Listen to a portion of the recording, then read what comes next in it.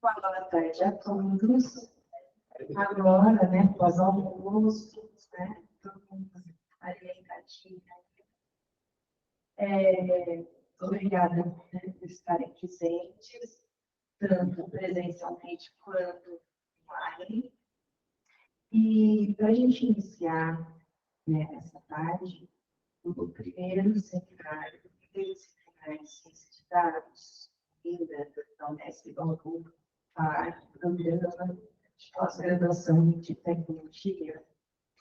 Eu vou iniciar, lógico, falando sobre os nossos patrocinadores, porque eles não podemos estar todos juntos nesse evento.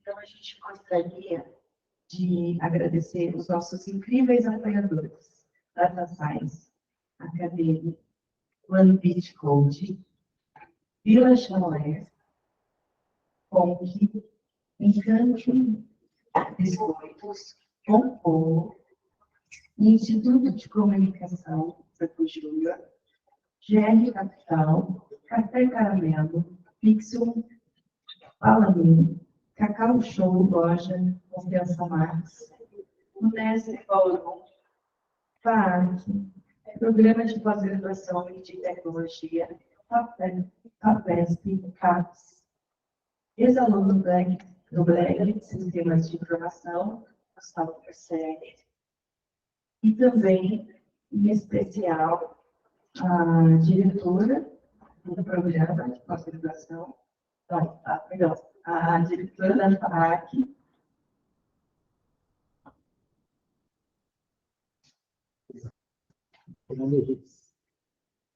Fernanda Henrique. Muito obrigada. Desculpa, deixa eu falar de novo, né? Agradecimento à diretora da FAAC, Fernanda Henrique. Agora, nós vamos ter a apresentação dos artigos submetidos e aprovados no CICIT, esse seminário interdisciplinar de ciência de dados. E, após essa apresentação, nós teremos mais 2 palestras, tá? Para encerrar o evento. Lembrando que o nosso evento vai até às 6 horas, né? Vamos ficar aqui até às 6 e depois nos brindes, né? Então, tanto vai ser feito um sorteio para o pessoal presencial, quanto para o pessoal que está online. E online aí, tá? Tem bastante coisa interessante ainda para acontecer aqui no nosso CICIT. Então,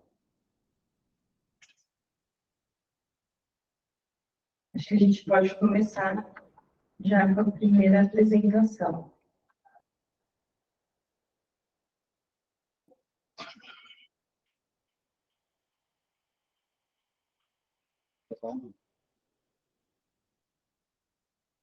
Só verificar certinho o nome do artigo. Ai, verdade, perdão. Nossa, eu não anotei, eu achei que... Bom, então, vamos lá. Fábio, olha você, que bom.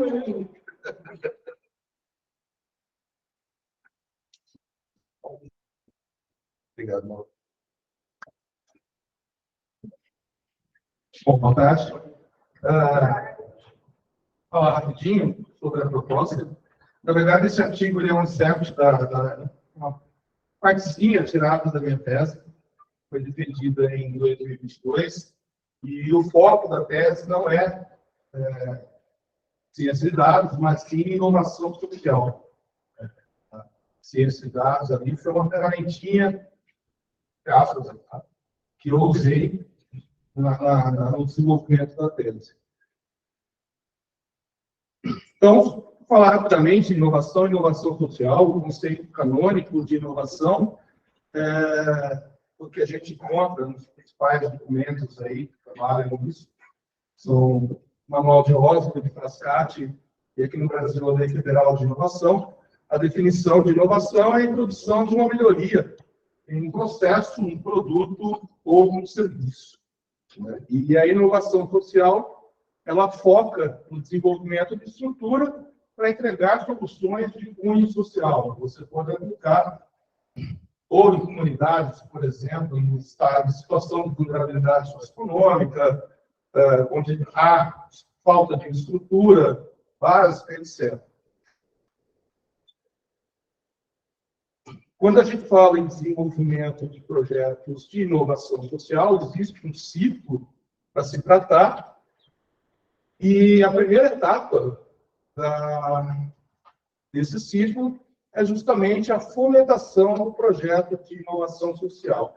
E quando se fala em fomentação, implica-se também na descoberta do ecossistema no qual vai ser aplicado essa proposta, esse projeto de inovação social. Em que ambiente vai ser aplicado, em que comunidade vai ser aplicado esse projeto de inovação social.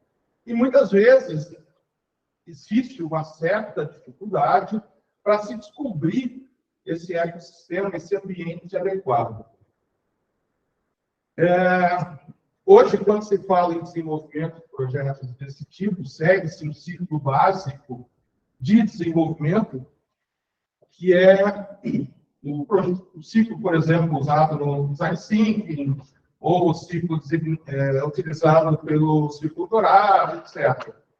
Então, o ciclo ele trabalha o porquê fazer, o que fazer e o como fazer. Em momento algum, essas propostas, essas metodologias de desenvolvimento, que inclusive hoje são muito usadas em todas as áreas, inclusive computação, inclusive desenvolvimento de software, nenhuma metodologia trata o onde fazer. Você entender o local correto, o ambiente correto, ou o público-alvo correto para o qual trabalhar. Então, a proposta aqui, uma das propostas da tese, e aonde eu trabalho, a questão dos dados abertos, está em descobrir necessariamente onde fazer. Por exemplo, se eu vou aplicar vou desenvolver um projeto de inovação social voltado para a área de estrutura urbana, eu tenho que entender para onde vai esse projeto. Inclusive, às vezes, por conta de verba, por conta de direcionamento de verba regional, etc. Então, para isso, o que eu fiz? Eu trabalhei a questão do uso de dados abertos do IBGE, e aí eu trabalhei um pouquinho no conceito de dados abertos, que são dados abertos. Falou-se hoje aqui sobre dados abertos, mas o conceito de dados abertos, ele é para uso e distribuição. Você pode usar e distribuir dados abertos. Não é como código aberto, software de código aberto, onde você geralmente pode usar, mas não necessariamente distribuir. Não, dados abertos podem ser usados e podem ser distribuídos. Ele é de domínio público, ele é de domínio público, ele não pode ter restrição social. E ele tem que fortalecer, ele tem que ser desenvolvido de forma que fortaleça o conceito de transparência governamental. E sem restrição tecnológica. Então, você consegue trabalhar esses dados, tanto, por exemplo, em bancos de dados relacionais como em bancos de dados não relacionais. São dados livres de contexto estrutural. Então, você consegue trabalhar, em teoria, esses dados livres, de contexto. Então, a ideia, o foco é aplicar os dados abertos na fase onde fazer, para descobrir aonde eu vou aplicar esse projeto. Dados abertos hoje têm aplicações em múltiplas áreas. Tá? Eu posso, por exemplo, na área de saúde, trabalhar dados abertos da CNASA, dados abertos do IBGE. Claro. Que era tudo. Os dados abertos dos hospitais públicos, os dados abertos da Anvisa. Se eu quero trabalhar na área educacional, eu posso trabalhar os dados abertos das universidades, os dados abertos do INEP, do MEC, da Saresp. Se eu quero trabalhar a parte econômica, eu quero, por exemplo, buscar identificar regiões onde eu posso fazer um determinado tipo de investimento de negócio. Eu consigo procurar dados do TCU, dados do IBGE, dados do Ministério da Fazenda. Se eu quero trabalhar a parte social, eu consigo trabalhar questões dados do IBGE, da FUNASA, Cadastro Único, Ministério das Cidades, Ministério do Desenvolvimento Regional. Então, hoje de manhã foi falado muito sobre o IBGE, os dados do IBGE. A gente pensa muito quando a gente fala em dados abertos, a primeira coisa que geralmente a gente pensa é o IBGE. Mas, na verdade, o Brasil hoje, só o governo federal ele mantém 12.128 temas, bases de dados abertas diferentes. Tá? Então, é muita informação que tem ali dentro. Muita informação, são muitos dados. E é legal porque eles estão todas classificadas por área, o setor, etc. Então, dá para trabalhar muita coisa ali dentro. Então, como aplicar? A proposta do trabalho aqui não é definir questões técnicas. Inclusive, por ser um trabalho interdisciplinar, eu não me preocupei, por exemplo, como é que eu faço isso usando o MySQL, usando o Oracle, usando MySQL, usando... Não interessa, não é essa a proposta. A proposta minha, e que foi implementado hoje, eu não entrei nos detalhes, porque a gente já estava com o tempo apertado hoje de manhã, mas a Bia falou uma palavra-chave. Não adianta nada você conhecer profundamente tecnologia, você dominar, você ter certificação de ABA 4, se você não entende a base de dados que você está falando. Isso é fundamental. Então, antes de conhecer, eu posso conhecer.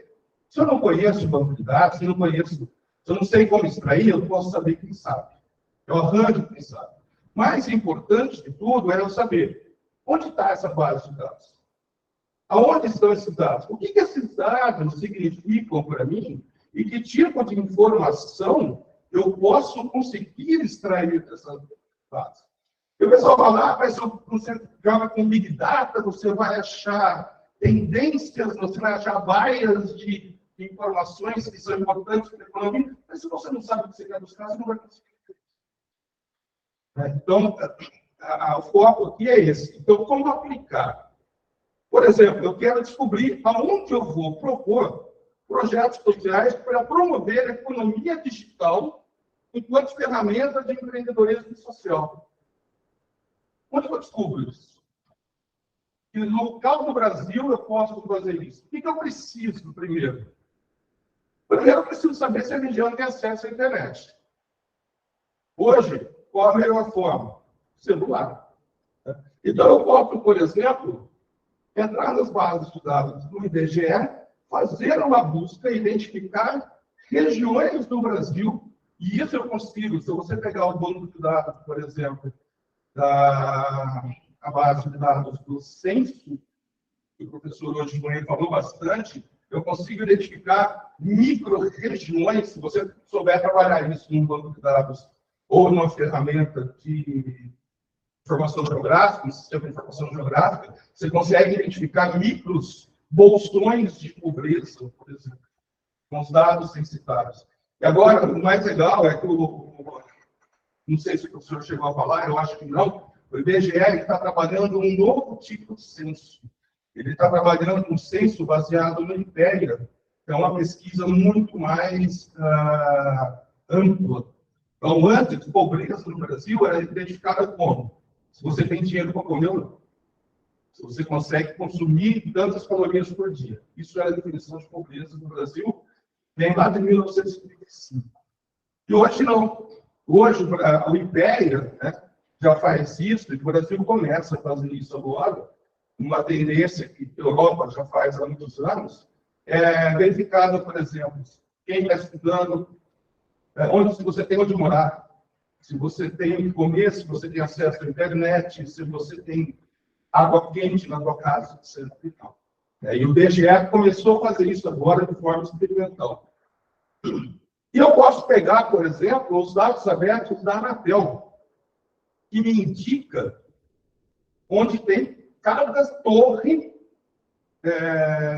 homologada, torre de celular, onde tem torres de celular homologadas. Eu posso cruzar essas duas bases de dados e conseguir identificar bolsões de pobreza que eu sei que vai ter acesso à internet, de alguma forma ou de outra. Eu posso, por exemplo, querer propor projetos de desenvolvimento do empreendedorismo social para mulheres negras em situação de vulnerabilidade socioeconômica. Onde eu consigo isso? Eu posso, por exemplo, com o IBGE, identificar mulheres negras em situação de vulnerabilidade socioeconômica. Eu posso, pelo IBGE, verificar estatísticas de empreendedorismo. Eu posso...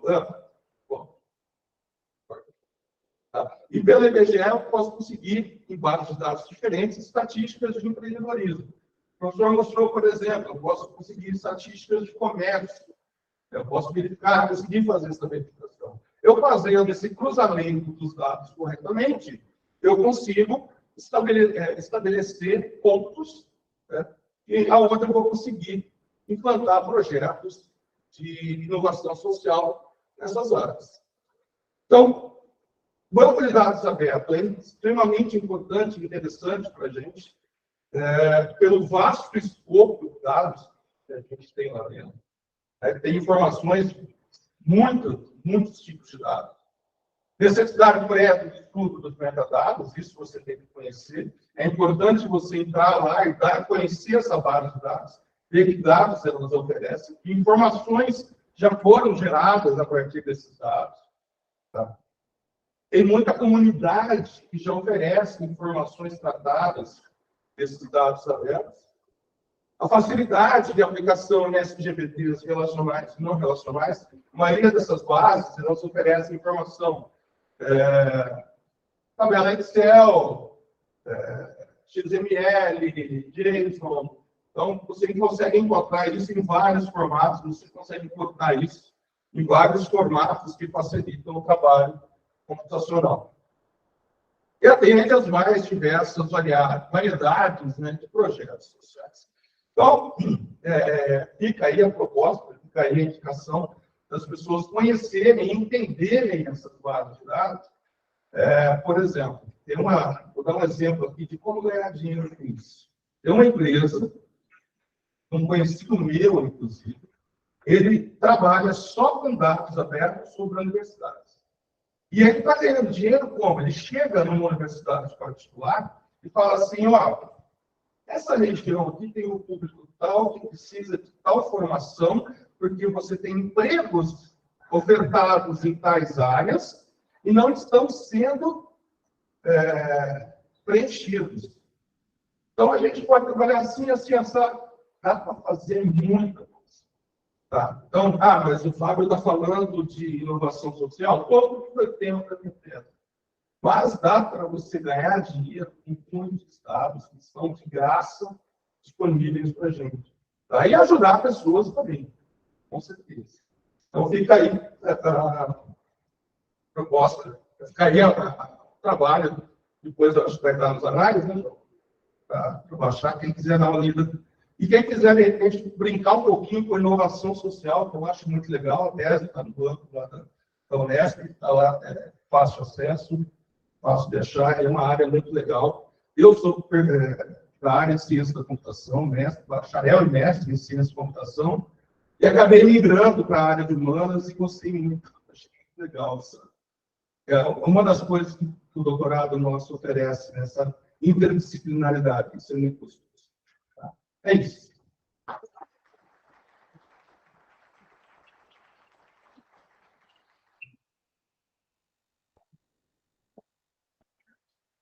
Obrigada. Muito pertinente o seu trabalho.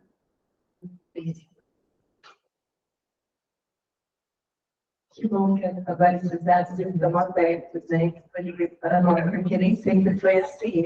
Infelizmente, a partir de 2018, de 2018, algumas bases foram descontinuadas, algumas bases importantes, que começaram a ser populadas agora novamente. Não vou nem entrar no mérito da questão, mas tem muita informação legal ali. Justamente o período para doutorado. Justamente o período do doutorado. Por isso que eu fico assim, babando, assim, vocês apresentando as áreas abertas, porque eu tive muita dificuldade em buscar dados. Mas vamos lá, então. Continuando agora. O próximo. Nossa, se você bate antes.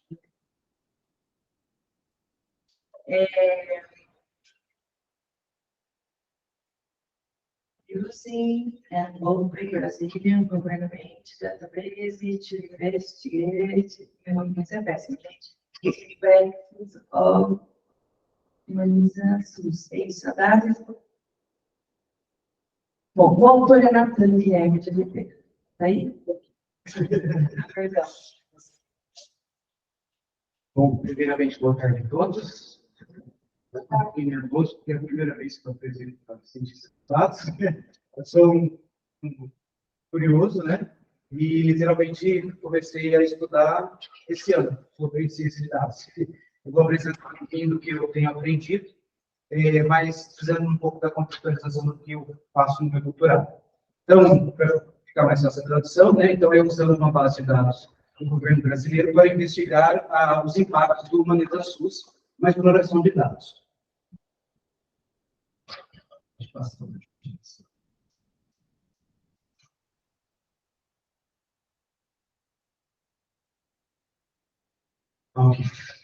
Bom, então, que é discutido, né, que a ciência de dados tem contribuído significativamente, né, para a resolução e a rápida compreensão dos problemas, né, da sociedade, e está em crescimento, vai estar por muito tempo, e é o futuro, e, como foi muito bem apresentado ali pelo Fábio, pode auxiliar, né, no entendimento das complexidades da vida humana. Né, e isso acontece também, principalmente pelo grande movimento das bases governamentais abertas, né, e como é o caso do Brasil, também, como já foi contextualizado. O Brasil contém várias bases de dados abertas, né, e especialmente na área da saúde, que contém inúmeros dados. Né, e quando esses dados eles são bem explorados e estudados, auxiliam no monitoramento de doenças, na compreensão das políticas públicas e uma série de outras informações também. No entanto, o que eu tenho visto, né, é que dados são apenas dados, assim, é apenas a base de dados. Essa base de dados ela precisa ser analisada e muito bem explorada e estudada para virar informação. E a partir daí, sim, ela tem uma aplicabilidade nas questões da vida humana. E essa informação, então, fazendo a leitura, tem um contexto explicativo. Então, existe ainda muita necessidade de reforçar isso e que vem de encontro com o que já foi muito bem contextualizado hoje de manhã. Então, a partir disso, o objetivo foi explorar uma base de dados abertos do governo brasileiro na área da saúde para fazer a avaliação do impacto de uma política pública numa doença relevante. Né? No entanto, o foco não foi só fazer a integração de dados, ou avaliar, ou tentar qualificar a base de dados, mas sim dar uma ênfase na dimensão informacional. O que isso poderia ser traduzido para a epidemiologia da doença que eu estudo. Bom, então trata-se de um estudo transversal com dados secundários de leucemia, que é a doença que eu escolhi, entre os anos de 2001 a 2010. A política pública que eu escolhi foi a Humanitas-SUS. Então, eu fiz uma integração de dados com o Humanitas-SUS, o Tabnet, que reúne todos os agravos de notificação, todas as doenças do país, através da integração dos dados do IBGE para as capitais, que é o local de estudos, as capitais do Nordeste brasileiro. A partir daí, então, fiz a exploração com o R, usando o ggplot2. E para visualização, eu escolhi séries temporais. Bom, resultados. Então, esse é o resultado que mostra a taxa de detecção de leucemia nas capitais do Nordeste brasileiro. E nós vemos dois cenários. Primeiro cenário é que, ali nessa linha tracejada, a partir de 2003, quando foi implantado o Humaniza SUS, existem grande parte das capitais aumentaram a taxa de detecção para rancerismo. Isso pode ser explicado porque o Humaniza SUS, uma função é fazer com que a unidade básica de saúde e a atenção primária em saúde acolha os pacientes, faça desse local um local bom para os pacientes e assim você consecutivamente vai aumentar a taxa de detecção das doenças. Mas o inverso também foi observado. Então, nós temos dois cenários. De algumas capitais, como por exemplo em Teresina, vem caindo muito, e inclusive após a implantação dessa política pública. Outras capitais também. Isso pode ser justificado por políticas públicas, por muitas políticas públicas que às vezes são estabelecidas e sobrecarregam o serviço de saúde. Então, acontece o ao contrário, né? Muitas das vezes é demandado serviço, os profissionais precisam escolher qual política pública vai dar ou não vai dar mais atenção, e isso acaba afetando a detecção das doenças, aqui no caso, como eu falei, da ranceníase. Aqui é um gráfico para mostrar os indicadores da ranceníase, então tem a proporção de abandono, que é a proporção de pessoas que começou o tratamento e abandonou, a proporção de cura, que é as pessoas que fizeram o tratamento completo da ranceníase, quando eles fazem por completo é considerado um paciente curado, a proporção de contatos avaliados, é uma doença infecciosa, então o serviço de saúde precisa ir até a residência das pessoas e avaliar os pacientes, a proporção de incapacidades físicas, que são o grau severo da ranceníase. Então, o paciente sem diagnóstico, ele começa a apresentar incapacidades físicas, né, a ranceníase de forma avançada. E nós vemos alguns cenários aqui. Os dois mais importantes é que, após a implantação da política pública, né, do Humaniza SUS, a proporção de contatos avaliados subiu, né, e a proporção de abandono caiu. Então, realmente, mostrando a efetividade dessa política pública. Mas nós também temos o inverso, como incapacidades físicas subindo, né, e a proporção de cura, de certa forma, se mantendo. Nas incapacidades físicas, não é porque, no caso, né, do que eu pesquisei, que eu trazer como discussão, não é que as pessoas estão apresentando mais incapacidade física, mas é porque o serviço, a partir da implantação da política pública, está avaliando mais pessoas e, consecutivamente, isso reflete na elevação da proporção de pessoas avaliadas para a incapacidade física. E o aumento dos contatos avaliados, né, passou a avaliar mais contatos, é porque na política Humaniza SUS eles priorizam muito o agente comunitário de saúde. E o agente comunitário de saúde é o que vai na residência das pessoas. Então, centrar os cuidados do Humaniza SUS nos agentes comunitários de saúde, no caso da ranceníase, refletiu um aumento da proporção dos contatos avaliados. E aqui é uma variação percentual que eu fiz. Então, as duas variáveis ali mais importantes foi a proporção de contatos avaliados e a diminuição da proporção de abandono. Então, ali, no caso de João Pessoa, nós vemos que aumentou mais de 300% os contatos avaliados, então, por conta disso. E as incapacidades físicas caíram, né? As pessoas estavam com menos formas graves da ranceníase. Isso é justificado pelo agente comunitário de saúde, pela política pública. Então, está avaliando mais e as pessoas estão reduzindo as suas incapacidades. O diagnóstico está acontecendo de forma precoce. Mas nós vemos também, por exemplo, ali em Teresina, um aumento das incapacidades físicas. O serviço ele está detectando mais incapacidades físicas, mais as formas graves da doença? Não, porque no primeiro grau, a taxa de detecção, né, da doença caiu muito. Então, na verdade, o serviço ele está tão fragilizado que as pessoas não estão sendo diagnosticadas e, consecutivamente, as incapacidades físicas aumentam.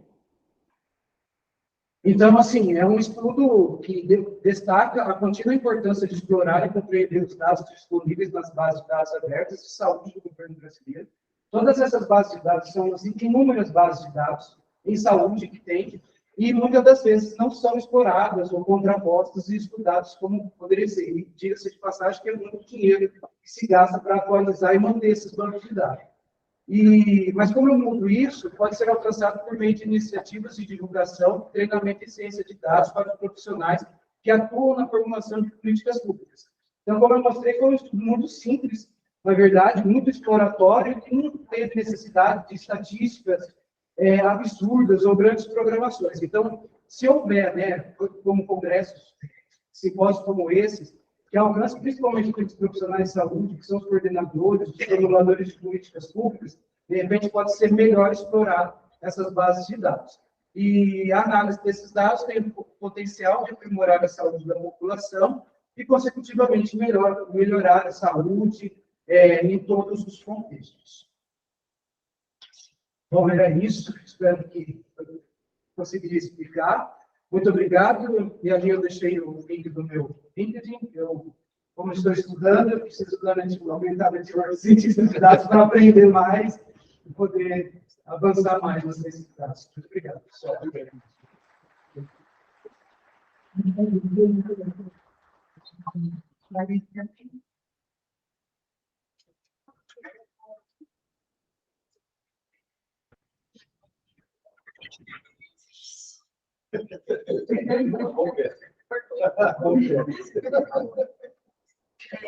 Pessoal, então, olha, agora a gente vai seguir na sequência análise de diversidade genética de milho para características de arquitetura de planta, visando recomendação de cruzamento. O autor é Rafael Simões Bruno Cantino. Oi? Botão online, né? Online. É gravado, né? Ah, perdão. O vídeo é gravado, tá? Então a gente vai assistir essa apresentação desse trabalho que foi selecionado no CIST. Vamos conferir.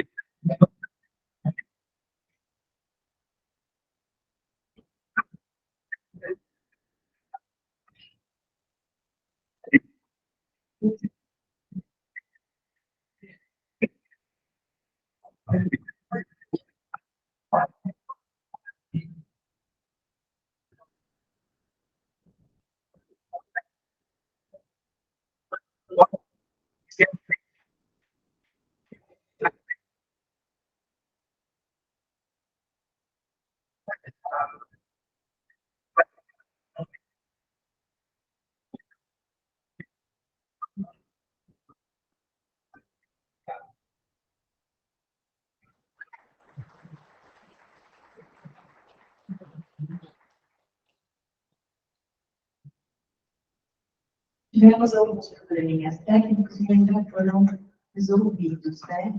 E a gente agradece a pesquisa, né, e a apresentação, então, do Bruno, né, que apresentou esse trabalho. Agora, o próximo que a gente vai verificar, o título é Soluções de Inteligência Artificial para a Gestão das Empresas.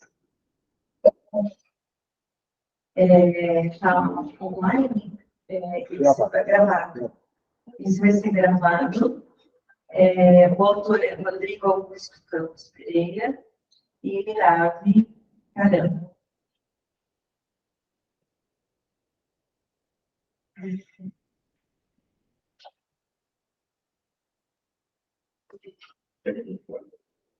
Eles estão aqui presentes. Quer apresentar? Acho que é legal, né? Melhor. Ou pode passar alguma coisa aqui assim. Essa passar o tempinho de comer. Acho que a gente entendeu que tinha que fazer os dois. Aí fez o. Melhor ainda. Então, boa tarde. Boa tarde. Eu sou a Mirave, Rodrigo. Como vocês viram, a gente entendeu errado, né? Trouxemos aí também o vídeo.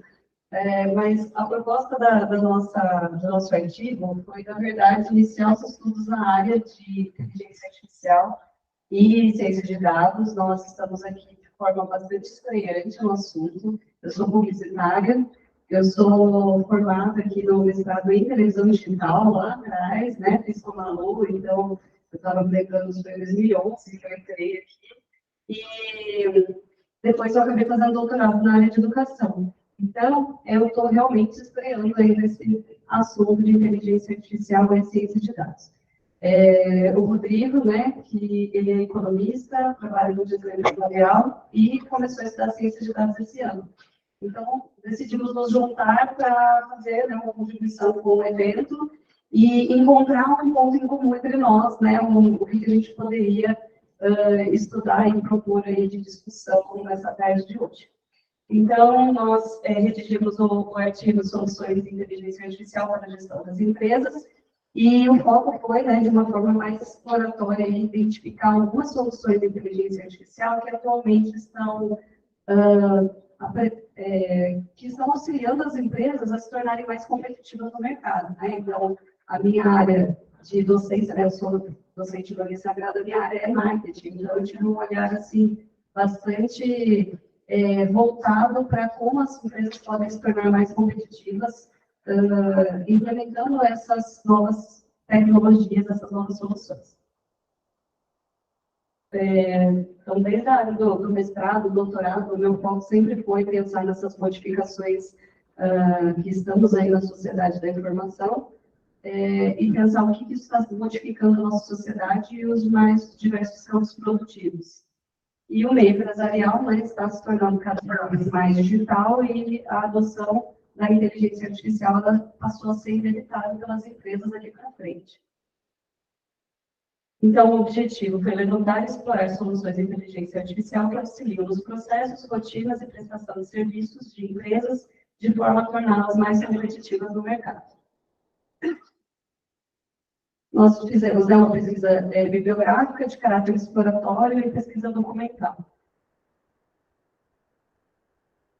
Bom, então, de forma bem inicial, como eu comentei, né, nós começamos aí estudando o conceito de inteligência artificial e ciência de dados, que é uma forma aí que está no nível bem iniciante para todos os ouvintes aqui. Então, acho que a gente vai focar mais, pode passar, nas soluções em inteligência artificial que o Rodrigo vai apresentar.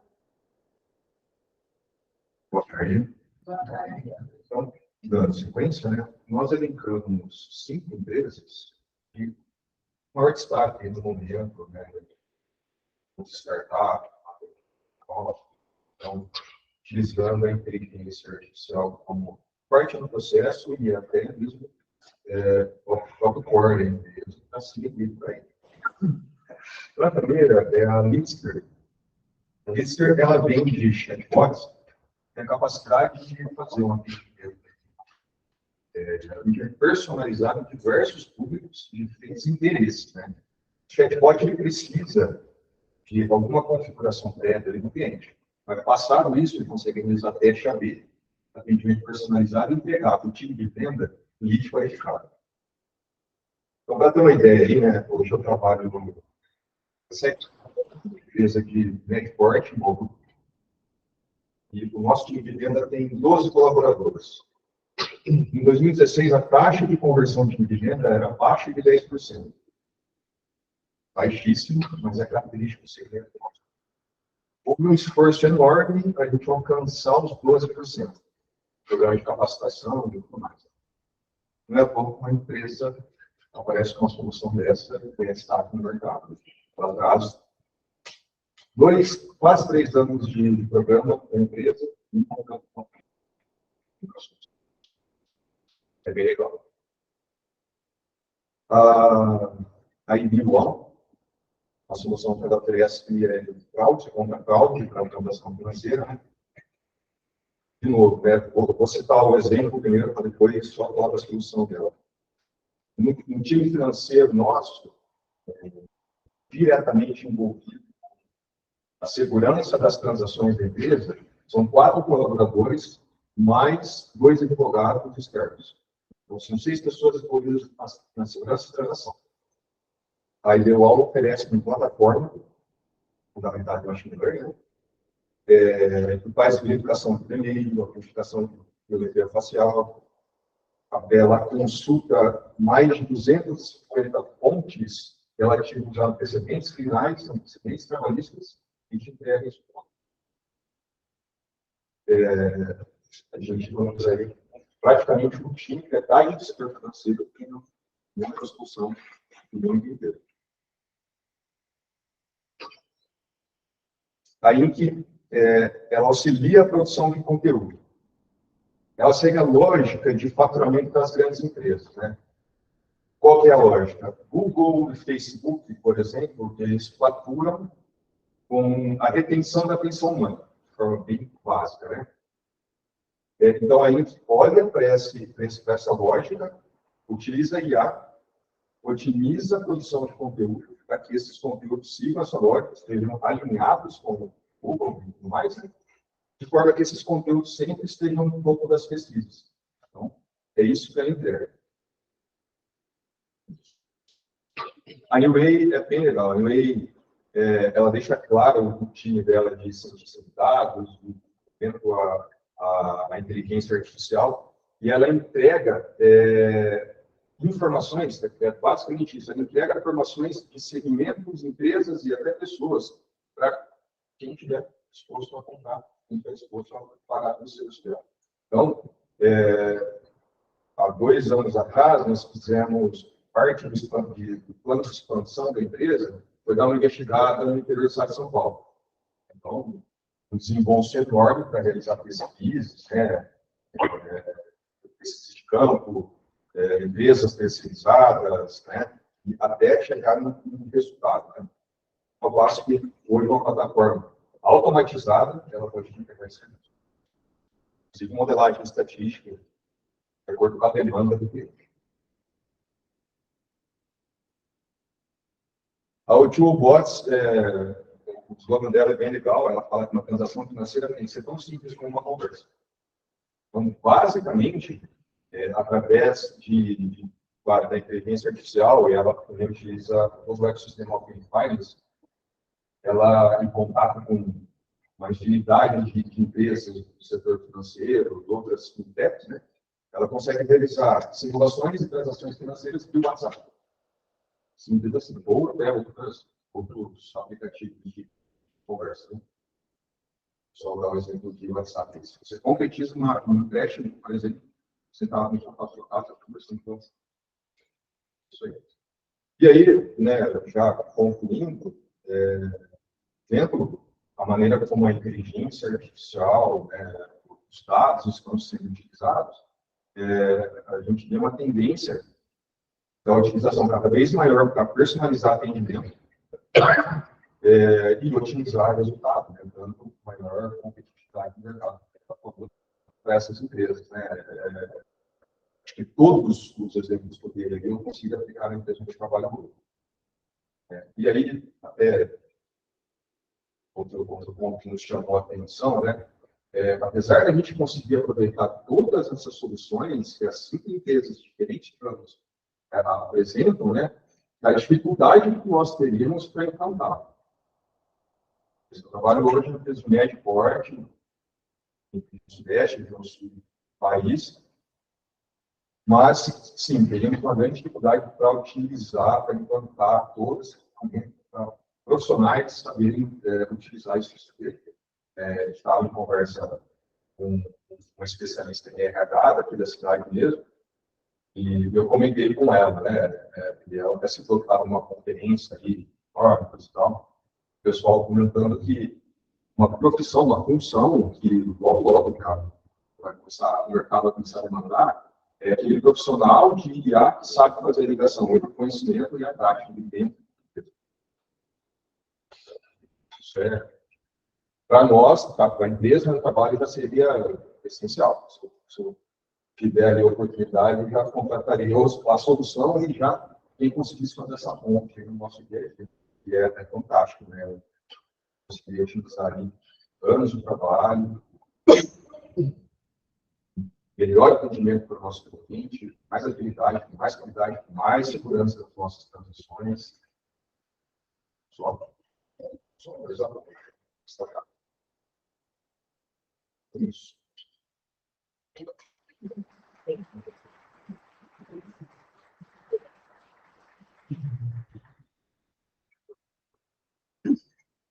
Obrigada, Rodrigo Gerardo. Que bom que você vai explicar presencialmente. É importante a gente ter a visão da empresa, né, de como está funcionando isso na empresa. E essa parceria, né, é bem interessante para nós, né, acadêmicos e mercado, né? Eu acho que é uma união bem necessária, na verdade. Tá? Bom, eu queria só avisar o pessoal que está online, eles tiveram problema de escutar o vídeo que passou do Bruno, tá? Então, esse vídeo, que é sobre o trabalho do Bruno, que é sobre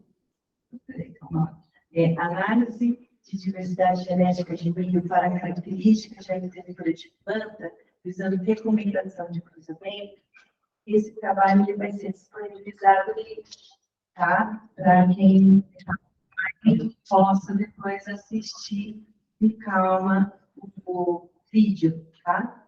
Então, pessoal que está online, esse recado, ok? E agora a gente vai para o último trabalho, né, da tarde de hoje. Esse está gravado? Tem alguém que está presente? Eu sei que é junto com o professor. Todos, meu nome é Juliana Araújo Cubosa Silva. Da nosso programa de pós-graduação de tecnologia, Marcelo Sanches e Juliana de Araújo. Alguém está presente? Então, a gente vai ver esse vídeo tá gravado, ok? Se tiver qualquer problema no online, aí depois a gente disponibiliza esse vídeo também, tá bom? Então, vamos dar início ao trabalho apresentado. Por mim, por Marcelo D'Alessandro Sanches e pelo professor Dr. Marcos Américo.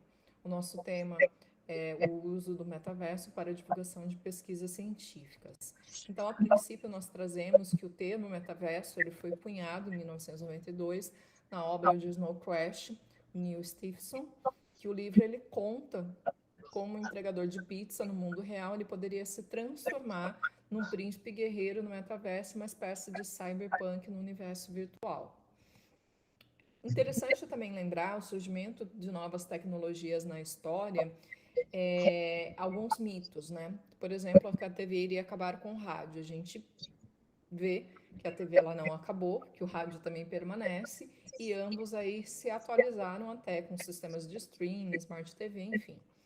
Que o ensino à distância iria acabar com a sala de aula. Hoje a gente nota que ambas modalidades elas possuem pessoas interessadas, né? Então tem espaço para todos. Que as pessoas jamais iriam comprar em lojas online. A gente vê desde a época do começo da pandemia que o e-commerce ele só tem aumentado. Que a inteligência artificial iria roubar todos os empregos. A gente sabe que muitas pessoas trabalham hoje com inteligência artificial, entretanto, a maioria dos empregos permanece no mercado. E agora, né, um mito que é dito sobre o metaverso, que ele não passará de um videogame e as NFTs serão uma mera especulação. Lembro também que nós vivemos em um país onde a ciência é vista como custo e não como investimento, né? Então, a utilização do metaverso ela poderia contribuir para que as pessoas elas pudessem compreender melhor esse campo e, consequentemente, algumas lacunas das pesquisas poderiam acelerar, melhorar e até mesmo despontar no mercado. Então, o objetivo é se apresentar à comunidade científica esse universo para, quem sabe, gerar debate sobre a sua usabilidade para a propagação dos conhecimentos científicos, né?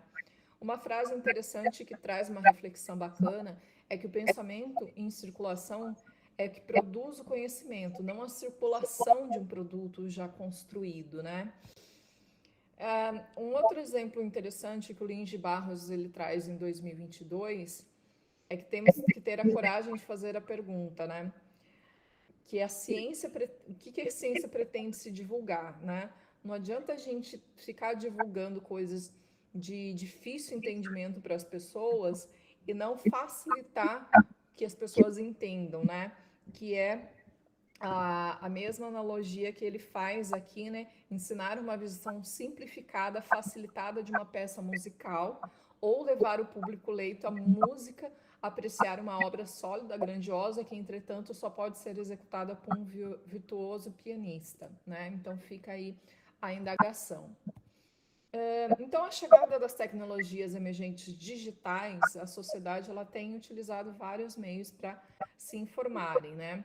A CryptoID, nesse ano, ela disse que até em 2027, mais de 40% das grandes organizações utilizarão uma combinação de Web3, nuvem e realidade virtual aumentada, mais gêmeos digitais em processos, né, baseados em metaverso, proporcionando essa experiência virtual. A Exame publicou no ano passado, a revista, que 1/4 da população passará ao menos 1 hora por dia no metaverso em 2026. Em outra frente de negócio explorada pelas empresas, marcas, a publicidade no metaverso, né? Se antes o objetivo era comprar espaço na rua, páginas da internet, a disputa agora é pelo ambiente virtual. Então, a refletir onde podemos imaginar algo parecido, né, onde as pessoas poderão transitar dentro de um tema científico, né, podendo experimentar, mesmo que virtualmente, os resultados daquele estudo, ou quem saiba adquirir uma NFT e participar de um crowdfunding em prol de uma pesquisa científica, né? Algumas sugestões: possuir publicidade virtual dentro do metaverso, participar de eventos internacionais nesse espaço, contactar pessoas que possuem interesse pessoal e comercial em determinadas pesquisas, criar programas e jogos onde as pesquisas científicas estejam inseridas em um formato de fácil entendimento aos usuários, que mesmo não possuindo conhecimento prévio, poderão adquirir aquele conhecimento. E como considerações finais, que as pessoas que praticam a ciência precisam entender a sua responsabilidade perante a sociedade, que é fornecer conhecimento e desmistificar fontes duvidosas que acabam viralizando. Essas são as nossas referências bibliográficas e agradecemos a atenção de todos. Muito obrigada.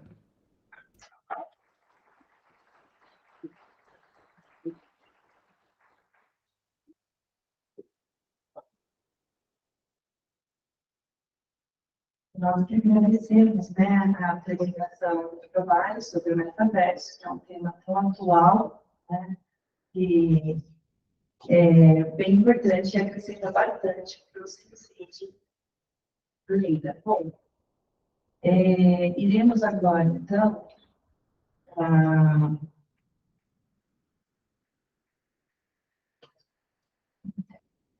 seguinte, pessoal.